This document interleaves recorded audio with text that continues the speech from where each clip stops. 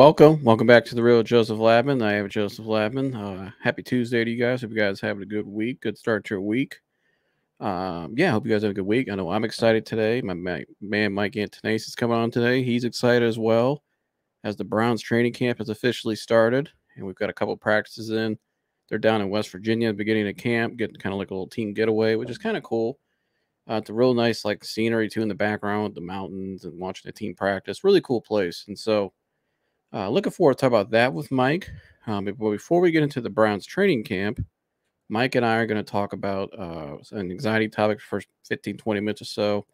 Just give you guys a little something. I think what we're going to talk about is reassurance seeking. And if you're somebody that's been through health anxiety like me, a hypochondriac like I used to be, Mike's been there, anxiety sufferers, people in general nowadays, there's just a lot going on in the world today that a lot of people are on edge. I think a lot of people are uneasy about a lot of things. You could be uncertain about a lot of things, even in your own personal life. I know I've been there. I know even in the last year, the last year was kind of like, if I had to summarize what the last year was for me, I would say it was like my rookie season. I started the podcast April 2nd of 2022, and I'd say for about a year, literally a year, all the way till the next April, I would call that my rookie season, just getting back in normal life again, but also on doing new things. There was the podcast was new for me, and just everything that goes with that, not only on the show but outside of the show, and interacting with people and helping people. Everything that's came with it has been an adjustment for me in my life, and I'm grateful for it. That God put me in this position. I'm very honored. But it's a lot of learning curves that comes with it, a lot of growth trials, and in my personal life as well, a lot of new things that I did personally that were like part of my rookie season. I guess you could say it's the best way to summarize it. Just newer things that really reminded me a lot of the reassurance seeking, because to be honest, there was times, guys, in the last year I was doing a lot of reassurance seeking at times, just because unfamiliarity can make an anxiety person uncomfortable. It can make you, anything new can make you feel uncomfortable because it's new. You're not really familiar with. You're not really practiced with. You're not really conditioned in it. And it took me until I did the program, like I mentioned. I started back in end of February, and then once I figured out that shift of what my root causes of my anxiety was in the middle of the program, which was in April, believe it or not, a year later, and once I figured out that shift, a lot of things I was thinking about a lot in my life, I became a lot more at ease with, and a lot more just grew deeper in my faith than I ever grew. And with that, it took a lot of that stress off, a lot of that reassurance seeking went away. Now, there's still a lot of new things in my life now. What I've been going through recently, which I talked about, I'm kind of in a reconditioning phase. It's like when you're down and away for so long, for 8 years, I didn't really do a lot of normal things that a lot of people usually do every day, just because of my anxiety, my disorder I was going through, and just there's a lot going on. So now that that's past me, I'm kind of in a new phase now in my life, a new journey in my life, new chapter in terms of it's kind of like learning to walk again in a way. And so just with everything in life, that's what I've been doing the last about month and some change since I ended the program. And but all those things in my rookie season though last year really helped me in a lot of ways. It taught me a lot of lessons, things I would, I look back at a lot of things now down the road in future situations, interactions and stuff, that things I would probably do differently in terms of just being me. Not really, the pressure's not really there anymore. I think when I did a lot of new things within the last year at times, whether I was interacting with certain people or doing new things, there was a sense of, I did feel some pressure at times, like just from it. And I think sometimes I would not respond I would respond in a way kind of out of fear. And so, but again, though, it's good to reevaluate yourself honestly and realize, okay, what's causing the fear, which I figured out. And you kind of start to shift in a way. And you start to respond to things in a different way. And you start to condition yourself differently. But it's not easy. And so that's why I want to bring Mike on today, because Mike is been here before. Mike can really, if you guys have heard Mike's story, he came on a couple weeks ago, gave an update on his anxiety journey. And so before we do that today, I got a video from Man the Anxiety Guy. It's a 2-minute clip in a video he did about Googling the anxiety. And that's very key. That goes along with reassurance seeking, Googling your anxiety. Now, he's not going to really get into full detail about, he's not really going to go straight at Google in this clip. I'll link the video below, though, if you want to go hear it, the full video. But he's going to talk about kind of just the sense of control anxiety sufferers constantly seek to find, in the sense they want to put a label on everything. Anxiety sufferers always need a label for everything. You know, if we don't have a label or an answer for everything or what an outcome might be, whether it's symptoms, whether it's we could see news about something happened to someone else, or we could see news about just something. You can hear news from someone could call you and tell you something negative that can kind of mess with you, or you're just like where I was, something doing unfamiliar. You're doing something that's unfamiliar and new, right? There's a lot of things that make us go reassurance seek, and that can make an anxiety sufferer or anyone kind of want to know the answers to everything right now and want to know the outcome. But you have to learn how to surrender and how to make peace with the unknown. Because once you do that, a lot of that's spiritual. And even if you don't believe in something, or if you don't believe in God, or if you don't believe in something in a spiritual background, believe in something. You have to have some type of belief and trust within you to let go, or else you'll just constantly be like a hamster on a wheel. You're not going to have peace in your life. You can do programs, you can do all kinds of things, but you know, are you? It's like I said in my last episode. Are you satisfying the soul, or are you satisfying the society in a way? Because I think a lot of people are afraid to let go. They're afraid to let go because there's deeper wounds on the inside. There are things they're seeking from other people. They're wishing will happen from other people. They're trying to get approval from people or things. And I think that causes a lot of the pressure, which in turn causes a lot of the reassurance seeking in your life. It's kind of like an overall habit. Everything you do in your life is trying to find reassurance not only for yourself, but from people. People will go out and do things that's out of their character just to try to please people. And it's not really who they are. They're trying to be somebody you're not, which is a fake life. And it's like my man Charles Stanley, who God rest his soul, he's passed away recently, but I still love Charles Stanley. Love his sermons. I listened to one of his sermons the other day, and he talked about how people run from adversity. And he said, people that run from adversity, if you run from adversity that God allows in your life, it's a wasted life, because you're running from what God's calling is for you. And there's a lot of people that constantly try to run from adversity, but they never really live a fulfilled life. Sometimes you have to go through adversity, you have to go through things, a transition, as I like to call it, to get to the calling, to get to, God's glory as waiting for you, to get to, what you're really looking for. It's all out there.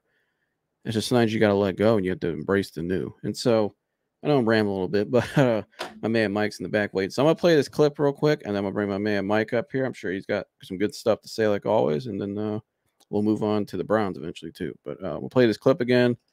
My man Dennis Simsek, the anxiety guy, go subscribe. And let's hear what he has to say here. Okay.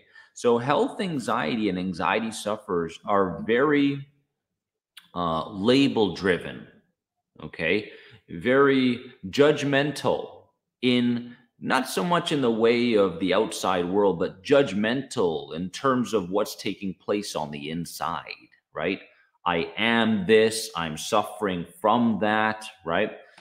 And so what we have to understand is that uncertainty can be the very thing that you need to grasp and hold on to in order to get to a place of deeper understanding and deeper clarity towards your anxiety. Okay. It's not about this tight grip over everything that you do in your life. Okay. Because that tight grip is only causing these stress hormones to become activated more often. It's only causing you to become more frantic in terms of finding an answer to what you're dealing with. Now, of course, let's understand here. Okay. You've got symptoms and sensations in your body that you're concerned about. You've got to go get those things checked out. But a third, fourth, fifth, sixth, seventh, eighth, ninth, 10th opinion only shows that you're wasting your time on looking for a structural issue to your suffering when in fact the suffering is coming from a feeling, mental, and emotional based issue. Okay. So some good stuff there from Dennis. I like what he said at the end. We're going to get into this with Mike. Structure. We always try to find structural issues when in reality it's a emotionally, mentally based issue. So I don't know. We'll see what my man Mike's got to say. Mike, Yellow. welcome back to the real Mike. Thank you for having me as always. Yeah, welcome back. I guess we'll get right into it, Mike. What's your reaction to the clip I just said in my opening statement and the clip I just shared? Well, I think you and I have both dealt with it kind of in depthly, and I think I like what he said about the uncertainty thing because for at least me and a lot of other anxiety sufferers, we always want to have like a set like answer for something that is psychosymptomatic a lot of times, which can generally make it worse. The constant Googling, the constant looking for an answer, but doing those things, you're never going to get a set answer. You're just stressing yourself out more. Like he said, you're just going to be allowing more cortisol and more epinephrine to be shot through your body, allowing more panic, more anxiety, more stress. And it's funny in a way that is something that we always jump to do because we're looking for that answer, that structural answer, like you said. But it's something we all do. It's something that objectively, we all know isn't a good thing to do.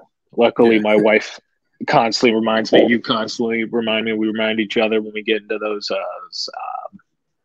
down times. But it's always funny to me how that's like the first thing we always do, go to Dr. Google, if you will, and it never is.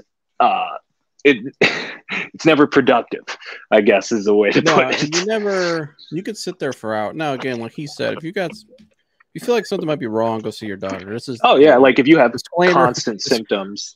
Disclaimer: Mike and I are not doctors. We're not medical experts. We're not doctors. We're just sharing from anxiety experience experts. Yes, you want to call us that? I do think experience is the best teacher. We're just speaking from that, and so. But I do think a lot of times when people like us, when you sit on Google and you see all these things, it drives you crazy, number one, but also it drives you to thinking you really start to believe you have something wrong when really a lot of times you don't. It's due to just anxiety, what you're feeling, and emotional problems and mental problems, which is okay. You could deal with it. Everything's fine. Don't be scared. If somebody says you have a mental problem or emotional problem, don't be scared. Like it's normal, actually. It's how do you respond to it is key. Everybody deals with it. So you're not alone ever. Don't ever think you're alone. But when you go on Google or you go on the internet or you go on the news nowadays, you're rarely going to find anxiety as the cause. You won't find it till about page, 7 or 8. Right. Exactly. And, anxiety and stress can do crazy things to the body too. Like it can make you feel like you're an out of body experience. It can mimic in some instances, heart attacks. It can adrenal fatigue. It can make you, it's astonishing the amount of things stress and anxiety can do to the body negatively. So again, we're not doctors. Obviously, if you're having a symptom that will not go away, and that's discomfort, uncomfortable or painful or, obviously go get it checked out, get your yearly physical, get your blood drawn once a year, all that good stuff. But, at the end of the day for anxiety sufferers, like a lot of times it is your own brain overthinking and, causing discomfort.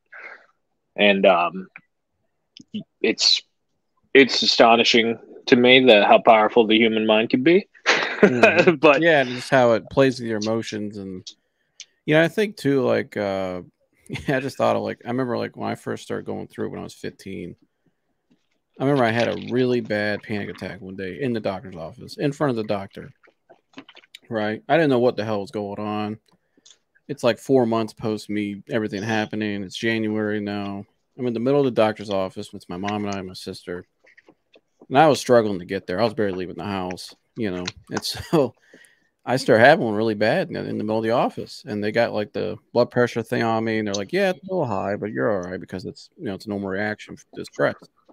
And so they're like, just calm down. You're fine. They're trying to get me to calm down. I just couldn't calm down because I was trying to. My mind was like, my body was like not taking, wasn't going to stop until it got like in a definitive answer. Fine. Right. And so even then, it wasn't until my doctor, after like 20 minutes, maybe like 15 minutes, my doctor like grabbed me on the shoulder. She's like, listen, Joseph, because I'm very calm. And this is very key. If you're around somebody having a panic attack, how you talk to them is very key. I think when you talk to someone in a very aggressive manner, you're just adding more, in a heightened moment, you're adding more stress to it. She just kind of grabbed me and she was just in a very graceful manner, loving manner, was just like, hey, she's like, listen, you're having a panic attack. You're okay. If I thought something was wrong with you right now, I'd be sending you to the hospital. You're fine. And she was just like, you're okay. And when she said that, that sounds kind of like, okay, I get what's going on here now. Like, I started to calm down, right?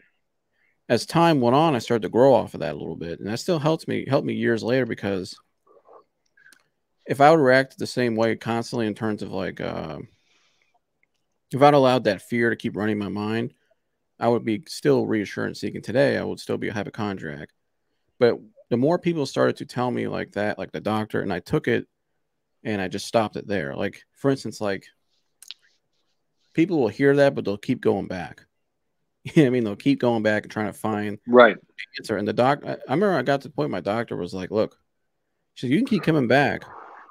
You're just wasting your time. Like, I can't tell you how healthy you are enough. So, like, this is what you have. Now go treat that. Go treat the anxiety. Don't treat, we don't, there's no structural problem here. Go treat the mental and emotional part. Right. Yeah. And that's the biggest thing. And that's here. My doctor had to go through the same thing. And, you know, my doctor, no offense to my doctor, but my doctor didn't have the same kind of aspect it took going to see you know, professional psychiatrist, getting on the right medication and going to therapy, and to fully get treated and back to functioning. And I kind of talked about that the last time, about how, you know, medication can be right in certain instances, and if, you know, if you're lucky enough to land on the correct medication the first time. Because I realized I've had bad experiences, you know, in the past with medication, and there's no real, there's no correct way to prescribe the right mental health medication. It's very much a, we'll see if this one works. If it doesn't, we'll try another one kind of thing. And I was lucky enough to have a very good psychiatrist who prescribed the right medication the first time. And after I got over the hump the first couple weeks, I'm kosher. I haven't had to increase the dosage, you know, take it every day still, all that good stuff. But yeah, it's one of those things that once you do treat the root problem and stop looking for other answers, it's life changing. Like with you, you know, you know, you treated the root problem, which was just, you know, the anxiety and the cause of that. You treated right. No, I was gonna say, once I did that, it helped me. And I want to transition to this because it's awful what you just said. It's a great point. Once I found that root cause of Mike, I started to unwrap a lot of other things in my life too, where I was basically doing the same thing in different areas of my life. Right. And it was causing more stress and pressure in other areas of my life. You know, it's like I was talking about pressure from society nowadays. A lot of people think they have a structural problem with them with their physical appearance or with the way they talk, the way they act, right? And so they put pressure on themselves and they try to be somebody they're not to seek the assurance and the approval of other people. So it's kind of like, it's like you said, if you find that root cause, a lot of times you can actually unlock a lot of other things in your life too. Really, why people have suffered with social anxiety. People avoid doing things. People avoid things that are new. People stay stuck in the past and people, kind of create like a false sense of who they are just to, and kind of like a rebellious attitude in a way, maybe, or just try to, seek like I said, seek the approval of other people. So I guess, what are smears maybe in your life where when you found more of the root cause for you, where you kind of see like it's a broader, like you said, I found the root cause, but it helped me unlock other things in my life as well. Right. For me, it was just finally, accepting that I couldn't do it myself and to get over that kind of male pride I think we all have. Because for a long time I was like, oh, I could get over it with breathing. I can do this. I can do that. I can get over it kind of thing. And I think as men, it's hard for us to seek help for anything. Like it's the classic like, no, I don't want to ask for directions kind of thing, you know what I mean? So I got it. I know. Yeah, exactly. It's kind of the same thing. Once I guess got over the hump of okay, I need help, and went and sought it. That's really when I broke the threshold of my anxiety. And have you seen it play out though, like I did in other areas of your life? Like for instance, for me, at one time I would avoid going out in public places because I was still stuck in the mindset of that pressure I was feeling when at 15 years old. I felt like people were judging me still. I didn't feel safe in certain situations and environments still. But then once I figured out the safety and the root cause, it started to, oh, well, that makes sense with that too. You know what I mean? It was like a connecting dots. Yeah, absolutely. Like I saw it playing out in the kind of the same exact thing. Like it was hard for me, it was like and I've said this before, I was getting anxious over the anxiety. Like I was worried if I left the house, if I left my little comfort bubble, or if I, was around too many people, or went to the store or a restaurant that, what if I have a panic attack there? I started getting anxious of having an imaginary panic attack at a place that I wasn't at yet. Yeah. So become agoraphobic. Oh, geez. Yeah, that's how it happens. Because you're that's the biggest cause of agoraphobia is being anxious of anxiety, which, again, seeking help really helped too, because I thought that was a weird thing. And then hearing my therapist go, no, that's super normal. That's one of the biggest things. I think too, Mike, it's like something that's been lost in our society nowadays amongst people is it's okay to question things. Yeah.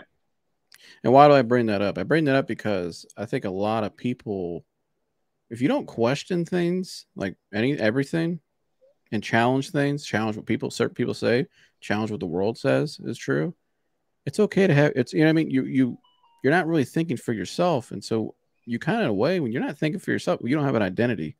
You don't have an identity, right. You don't know who you are.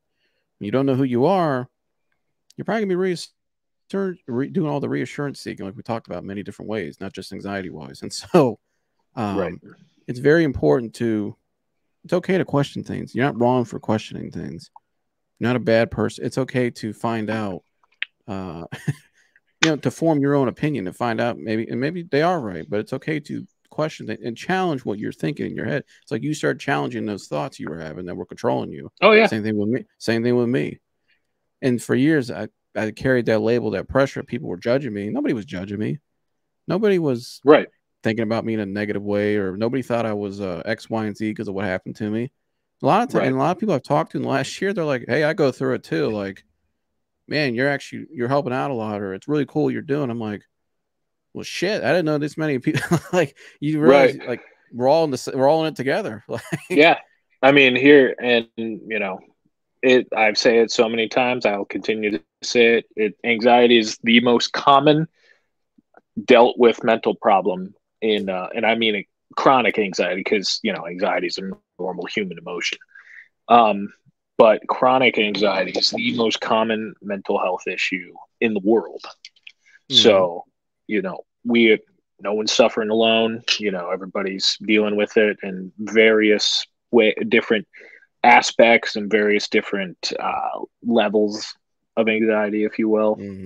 And just challenging the thoughts is the biggest thing, and even just saying, hey, I don't want to feel like this anymore. I don't want to act like, I don't want to think like this anymore. That's a huge first step, for anybody going through it.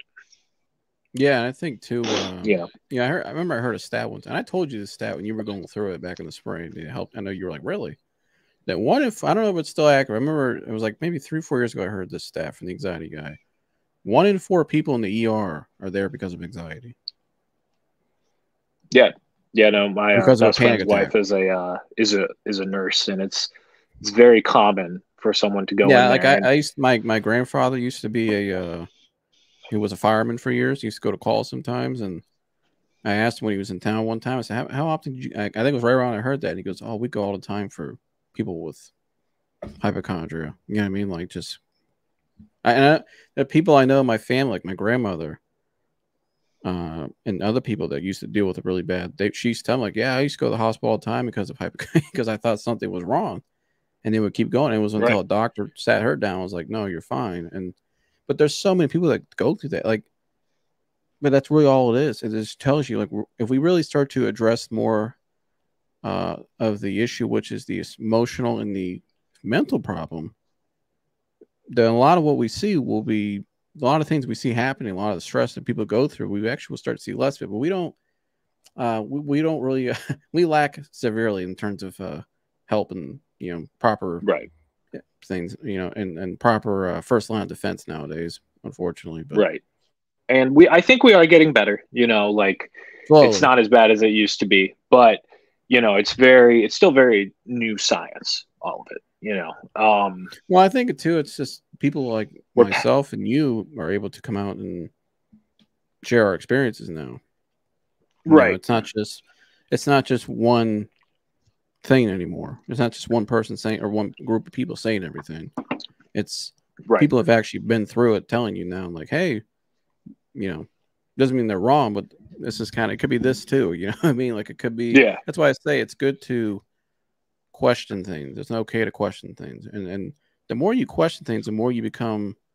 I actually think you start to develop more of a trust with yourself and trust with unfamiliarity, because you start to kind of let go more. And the more you let go, the more of that pressure and stress and anxiety starts to lessen from you.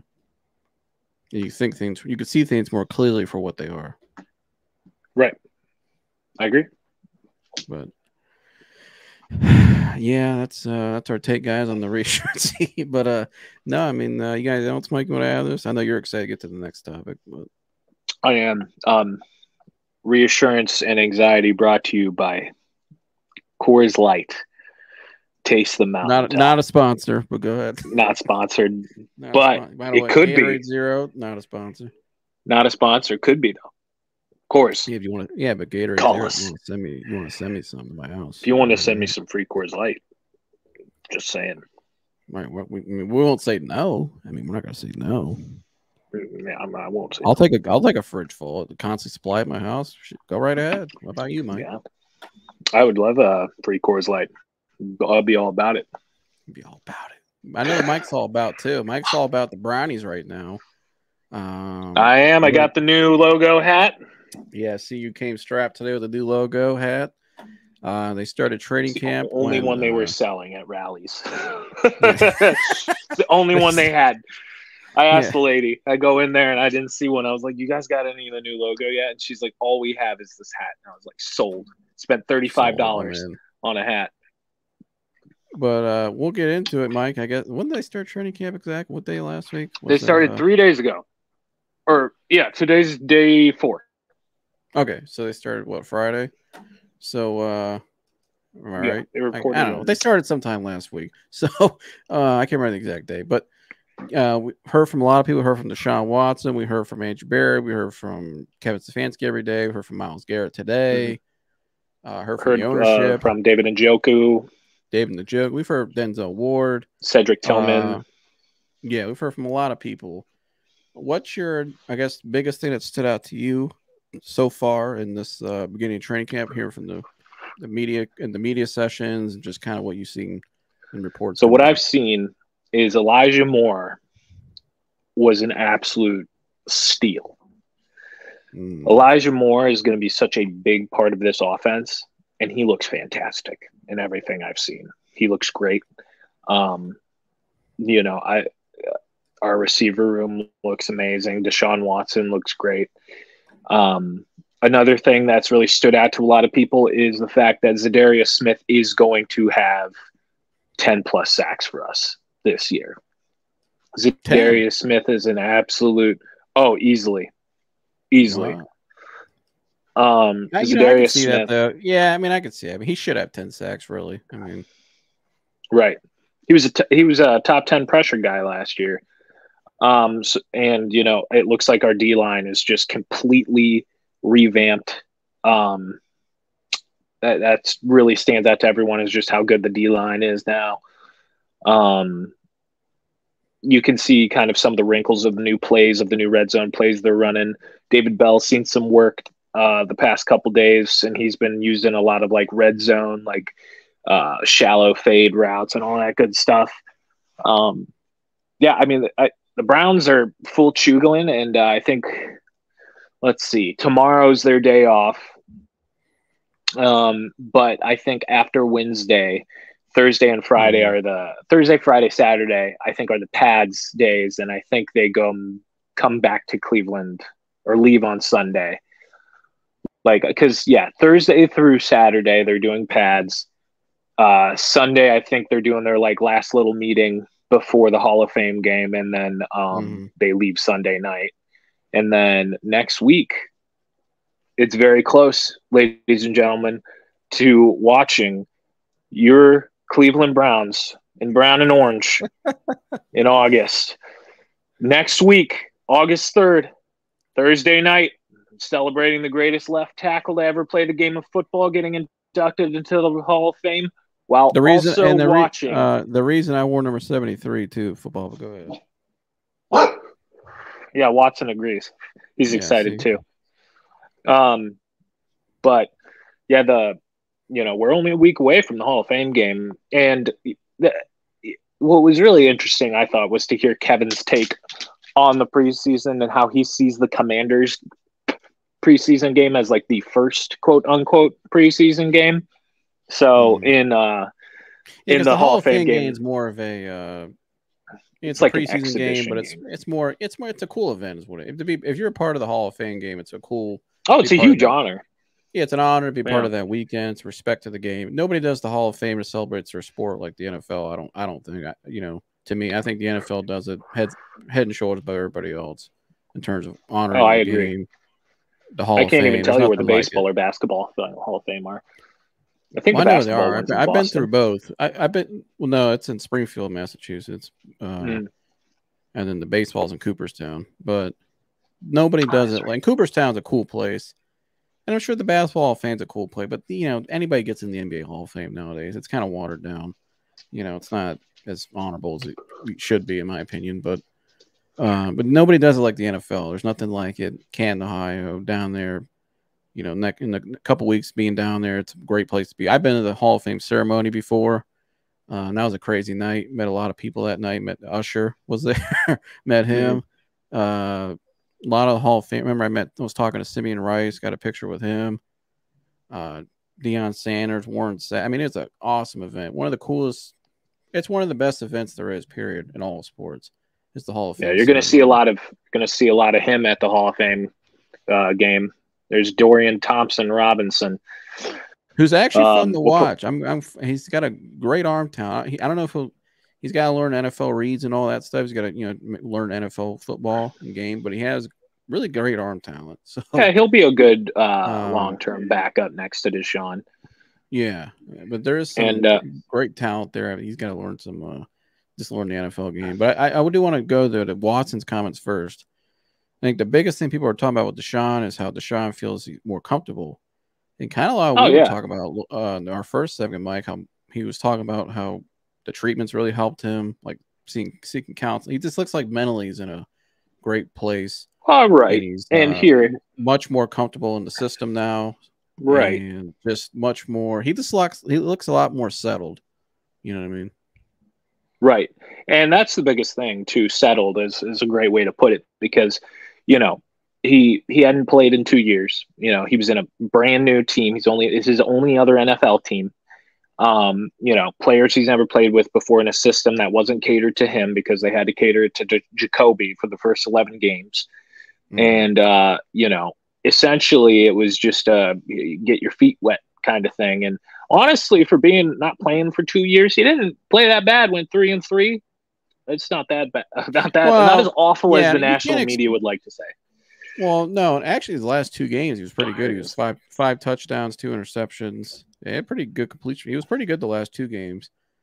I just think the thing with Deshaun is people are always going to hate him if they hate him, because I mean, it was a very controversial thing, and we talked about a lot about that last year. And Garrett Bush, I thought, nailed it best on his channel. Go check out G. Bush's videos. There's Ronnie Hickman. You know, finally had some people that would. You have to look at it from all angles, I think. But maybe here it is what it is. It's always going to be there. I mean, we've seen other athletes that went through it. You know, Kobe Bryant went through it, you know, middle of his career. But he responded pretty well.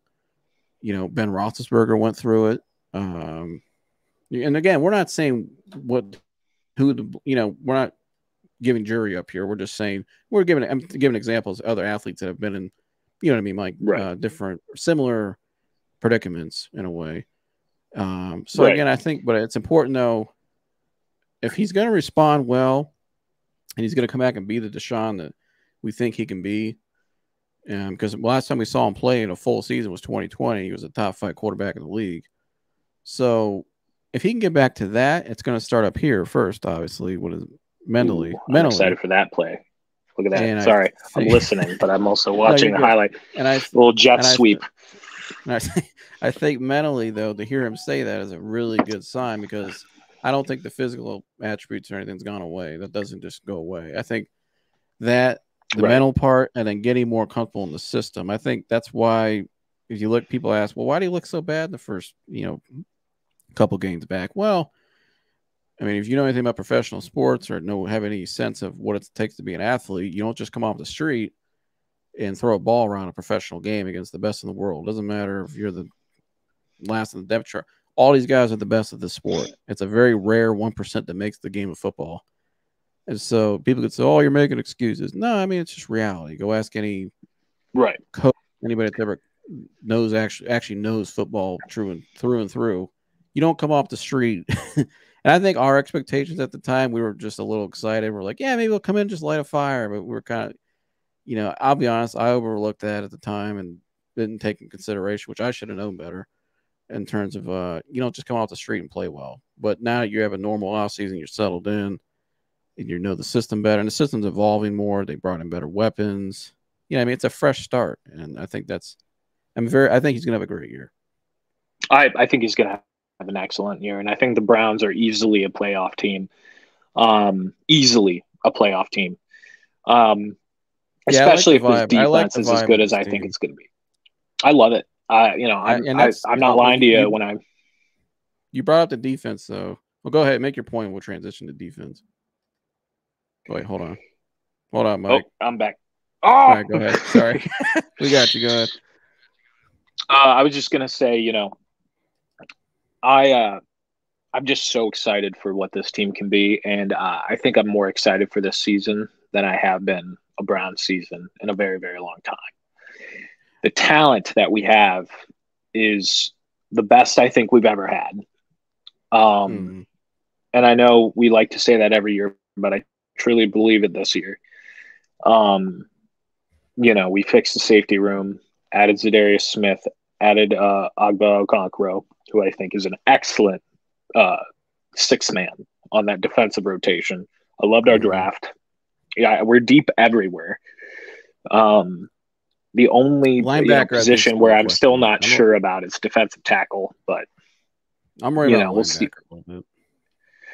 I'm not that worried about linebacker just because after, last year our whole room was hurting. We threw Reggie Ragland and Deion Jones off the street and they played fine. I'm not saying linebacker is like, I think a lot of it's schematic too, but I do think, like, I need to say JOK needs to make a leap this year. I need to make sure he's the franchise linebacker for the future. I trust. I like Anthony Walker. Anthony Walker, you're getting great leader.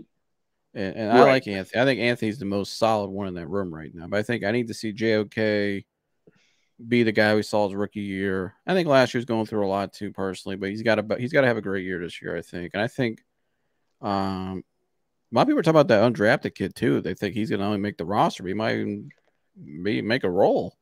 The kid who's you talk about the kid out of Minnesota, Mohamed Diakite, out of Utah, or Diabite. Yeah, that kid. He's solid. Yeah, I like it.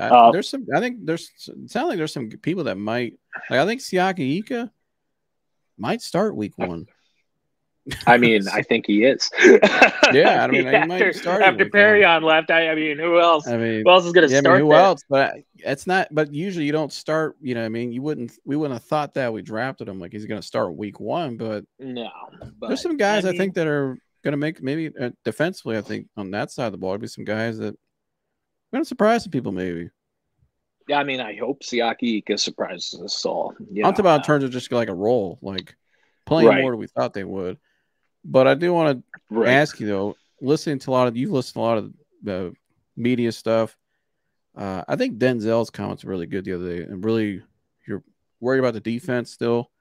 I thought his comments were really good. I thought it was really, just you're seeing a defensive buy-in from all the players. You're hearing it from them.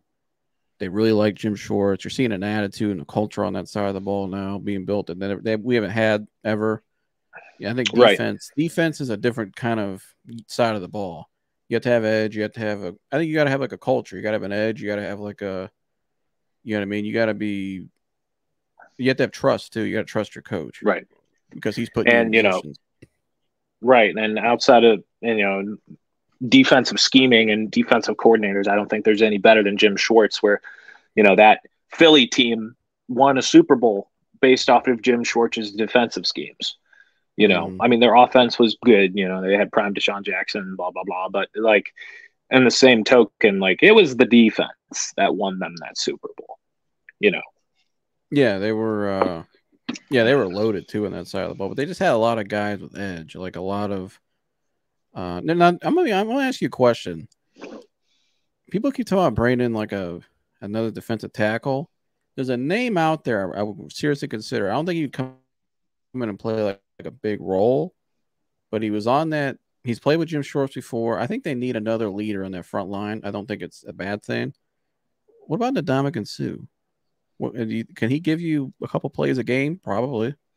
Can he give you experience? I mean, yeah, especially how Jim Schwartz plays his D tackles. He knows Schwartz better than anybody.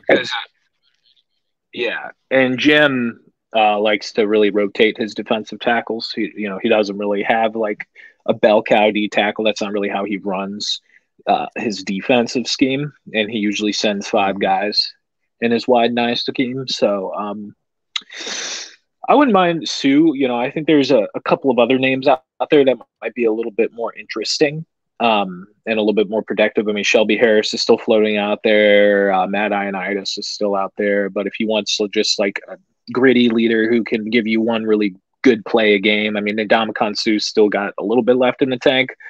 I think he's a shell. Really good role model. He might be a good vet. Not say role model, good vet for Ika. Yeah, for sure. And, they said that they might, but they're going to wait until after training camp to see. And, if Ndamukong Suh's that guy, Ndamukong Suh's that guy. If it's, happens to be Matt Ioannidis. That's a very underrated characteristic you need in a locker room in any level in any sport is team sport rather is veterans. Like, right. Look at the Memphis Grizzlies and a lot of the problems that you're seeing in that organization now. Now they brought in Marcus Smart, I think will help because he has veteranship leadership. you have a young team or a team that hasn't won anything ever. You got to have guys that have been there to show them the way. And so, Right. I think a name like that would be great. I think there's a lot of like other teams out there too. Like, who are the Bengals? Who are their veterans? Or even teams like, look at Kansas City. Kansas City brought in veterans in the past. Buffalo brought in veterans. I mean, it's DJ Reader, I guess, is one of their vets. Just think of like younger teams though that have veterans. They usually are pretty successful. Right. So I think it's a trait that never gets talked about, but it's a very key component to a team if you're trying to win. Right. And I maybe we do add another defensive tackle, and I think we do have a good amount of veterans on our team, with a nice mixture of everything in there. I think Rodney McLeod, getting him as that Schwartz guy is going to be a big thing. And Rodney McLeod played great last year for Indianapolis. So, I think you'll see him a lot in the slot, but, yeah, I'm excited for the season, man. I can't wait for it to be here. We're less than a month. Well, a little over a month away from like game one, but like a week away from watching them dress and get out there and do some action on TV. See something, I'm going to be in a bar watching it. So it'll be fun. I got to ask you though, we got a lot of big topics going on in sports in general this week. What do you think is going on with the running back situation right now in the NFL? I know a lot of people. I watch Coach JB. Shout out to Coach. I think he makes a great point. I think running backs are kind of becoming extinct a little bit. I think we're transitioning now. The game is transitioning more towards the hybrid guy. The guy you got to be able to catch, got to be able to run out. You know what I mean? We're not. It's not the usual bell cow backs anymore. And I agree with that to a certain point, but I don't know if like extinct is properly the right word. I mean, because look at Nick Chubb. Like you still have to like. Not right now, but it's trending that way. Is what I'm like. It's heading down that road. Right. And maybe it will, but like if that's the case, then if you're a guy like CMC who can, rush for 100 yards in a game, but also catch for 40 more, like you probably deserve to be paid a little bit more, or like the Alvin Kamara subtype, or a Dalvin Cook, and then you have, your side guys, so like, Derrick Henry, your Josh Jacobs, your Nick Chubbs, who are just like pure power rushers. I don't think it's becoming extinct. I don't know. I think right now there is a little bit, Nick Chubb said it in his conference. I think there's a little bit of that myth of, running backs don't last all that long. And in some cases it's correct. In some cases it's not. Frank Gore, his last season in the NFL at 34 years old, he rushed for 1,000 yards. He was one of the top 5 leading rushers, and he was the Jets' most important player at 34 years old that year. Not for long goes for any NFL player, because what does the NFL stand for? Not for long. Yeah, exactly. And that's why a lot of guys, they get to the league. Right, Watson. They're in the league for 3-4 years. And a lot of times 5 years after they're done, because it's not for long. They just didn't pan out. They couldn't last for more than maybe a couple of years. And then they kind of restart life. A lot of them just restart life. They run out of their money, gets low. They don't, I mean, because the NFL is not for long. So you might as well get as much as you can, take as much as you can, and because it don't last long. Yeah. Football is a very grueling game, and Watson agrees. Watson's Watson's making some great points. Yeah, he's making some great points. But yeah, I mean, so like I don't necessarily buy into it's going extinct or it's not important anymore, because at the end of the day, like if you have, maybe it is for the middle of the road guys. Because, like, I don't think there's a middle-of-the-road running back that gets paid like there would be a receiver. I don't know. I think it's if you're a big name like a Saquon Barkley, you're seeing going on with that. You're seeing going on. Now, the Dalvin Cook stuff, I guess there's some – I'm not going to get into it, but I guess there's some deeper things there possibly. The reason why he might not be signed yet. Not really. So we'll see what happens there. I mean, people can go look that up for themselves. But that's what they said. But I think it's actually going to help guys that are like rookies, like young guys. Like a team could say, "Why would we pay a guy this kind of $20 million a year? We can just go draft a guy." You know what I mean? If we Right, can get the but same it's a production, double-edged I sword think at that point. if you're a big name like Saquon demanding that kind of money, a team's going to say, well, we don't value that. We don't see your value like that anymore, the way the game's going and how, you know what I mean? Your value's not there for it, so we're not going to pay you. So guys like him will just become kind of blocked out in a way. They're not going to get their money. Right. Or they're not going to get what they think. Their value's not as high. I think it actually helps guys like it can help a guy like a Kareem Hunt maybe when he was not right now, but maybe like where Kareem Hunt was 4 years ago. No, forget. I'm just using him. Imagine a guy like his skill set. I know he had allegations or he had a lot of off the field troubles when he came back to the Browns or came back to football when the Browns signed him. But imagine you took a guy with that skill set who's kind of like middle, you know, I mean, like you said, middle of the pack, maybe top 10 to 15 guy, but he can catch, he can run. You can get him for $8 million less. That's the kind of guy the teams are going to be targeting now. Right. You know what I mean? So Right, I think the middle of the road guys might actually benefit from it in a way. Because here, Saquon was what? He didn't want $10 million, but he just signed $10 million today, was it? Or something like that? Yeah. He didn't want $10 million, but he still ended up signing for $10 million. There's plenty of guys out there that will sign for. There's plenty of guys out there that will sign for $10 million for 1 year, gladly.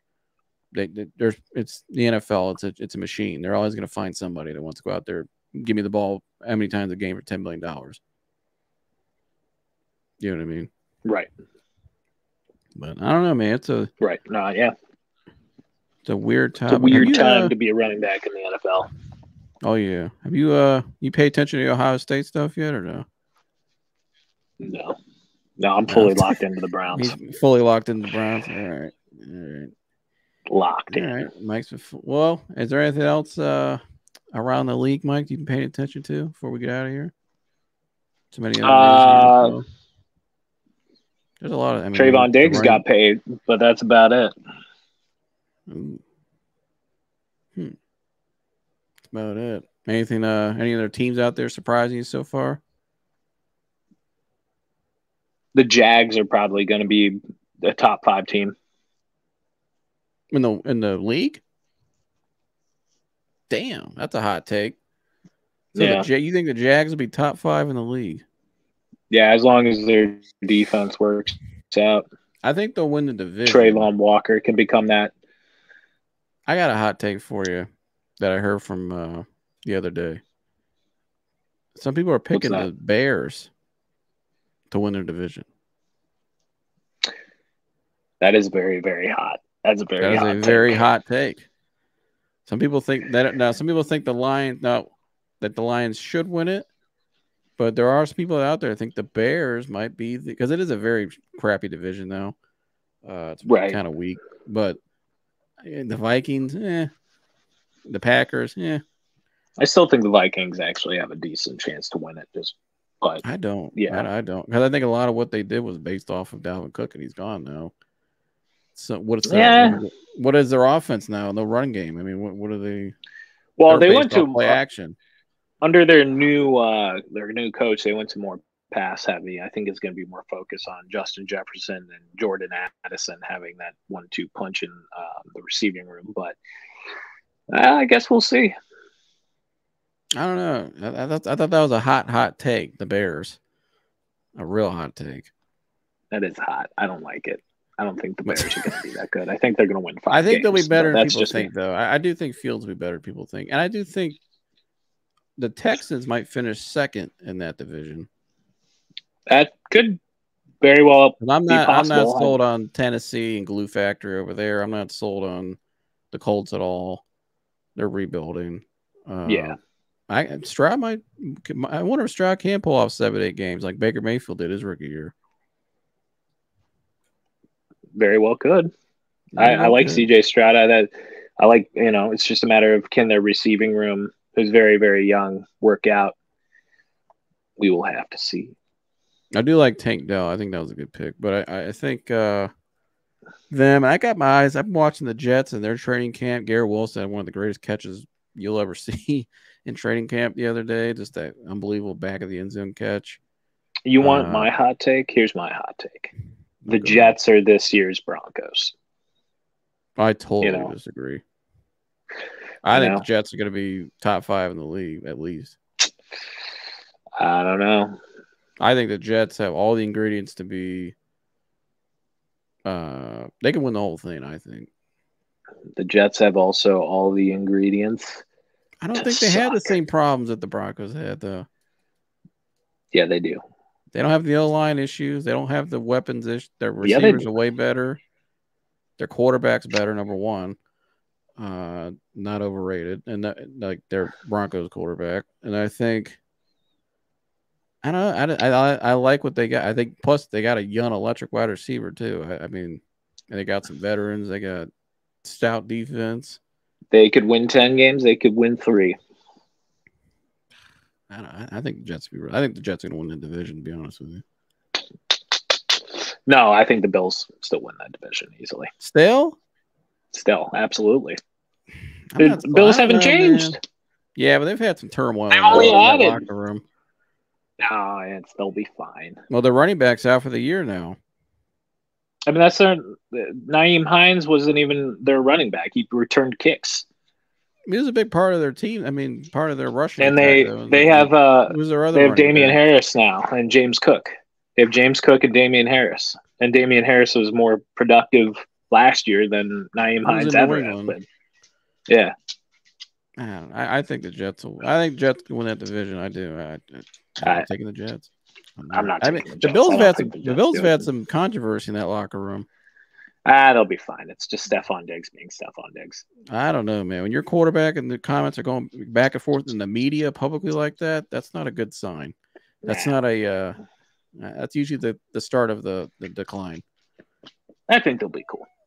All right, we'll see. But well, Mike, for a guy, what's going on in Mike's world? What's your? You got a book of the week? What do you got going on?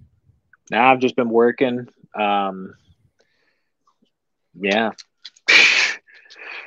What's been something you've been thinking about a lot, man? What's something you observed maybe out in the world keeps it on your mind?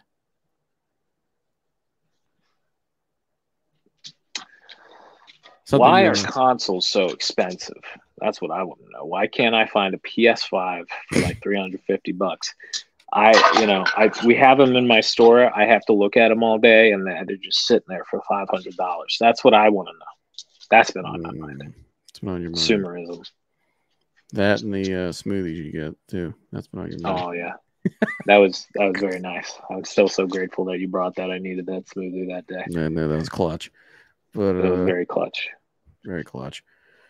But all right. Well, I guess we'll get out of here then, Mike. I guess good stuff today with the Reassurance. Seeking again, Mike and I are not medical experts. We are not doctors. Right, Watson? Even dog. You see the dog. My dog is a doctor. My dog has an MD, but that's neither here nor there. Yeah. All right, right, Watson? Right? Say hi. Okay. You got an MD, dude? Yeah, he's got an MD. He just said so. Well, go ask Watson if you got any issues. But Dr. Watson. Dr. Watson. But again, if you guys are going through that, though, in all seriousness, Mike and we're always available. You can hit one of us up. You can find Mike on Facebook and Twitter. You can find me in my link tree below. If you have any questions. X. Huh? Oh, yeah, that's right. X. I forgot. X. I'm not on Find Twitter, me on X. I don't know. That sounds so wrong. Oh, boy. Yeah, that could go wrong in many ways. But anyway, you can find Dennis Simsek, the anxiety guy, below as well. You can hit him up. And, if you're going through that, like I said, we've been there. A lot of stuff going on in the world right now, Mike, that I think got a lot of people on edge and uneasy about some things. So we hope maybe today we helped you guys in a lot of ways. Absolutely. To just kind of know you're not alone and there's ways you can find that trust within yourself. I think you got to start with you first because things are always going to be what they are. So right. We don't control anything. The only thing we control is our response. So couldn't have said it better myself. All right. Well, all right, Mike. Well, I'll see you next one. You guys, you want to drop on the way out? You all good? Oh, my camera. Drop your phone instead. So. Go Browns. All right. Go Browns. All right. All right. We'll see you the next one, Mike. Don't drink and drive. Bye. Bye. Yeah, good advice. But all right, guys. If I could talk, appreciate you for tuning in today. Kind of a more laid back show today. We'll talk about reassurance seeking in the beginning. Like I said, hope to help you guys in a lot of ways. We'll get in more of that in future episodes. Mike and I were just kind of really raw today, talking about that just off the top of our head, just kind of our experience, like I said, and wanted to break down the Browns a little bit, kind of what's going on, a little first 4 days, a little update from training camp, what we see. And so, yeah, hope you guys enjoyed this episode today. Something light for you guys. We'll be back soon with another one. Make sure you like, subscribe, share, and all that good stuff. And enjoy the rest of your week, guys. I'll see you guys in the next one. I'm out of here. Gone.